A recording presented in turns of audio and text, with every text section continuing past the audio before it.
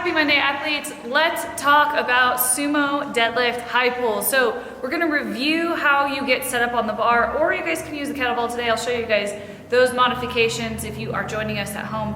But you're gonna think of a sumo stance or a wide stance. So you'll approach your bar in your normal deadlift foot position. From there, you're gonna take a half a step out to the right and half a step out to the left. And then the easiest way to grab the bar evenly is to make sure you use the outsides of your hands to meet where the knurling or that kind of groove in the bar is and the smooth part. So that's where you're gonna grip the bar. You wanna make sure that you are wrapping your hands around. Don't leave your thumbs out. This is gonna be two movements. It's a deadlift followed by a high pull or an upright row. So you're gonna stand and then go into elbows coming high and outside. You're only pulling this bar up to your chest. It should be two movements blended together very quickly.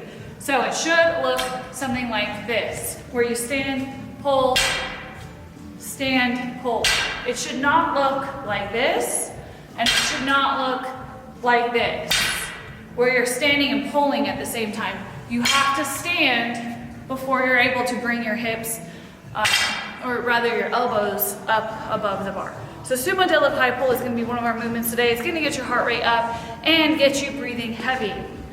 The other thing we'll talk about is those front rack lunges. So you guys are gonna have your bar up in front rack position, and you guys can lunge forwards or backwards. This is your choice.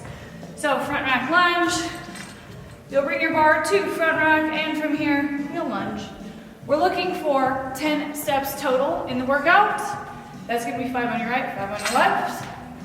Then you'll go into that sumo deadlift high pull. Again. Take the time to set up on that sumo deadlift high pull. You're looking for 20 of those. This should be doable in 2 sets, easy, no problem. Back to those front rack lunges, and then you guys will go back to the top of the row.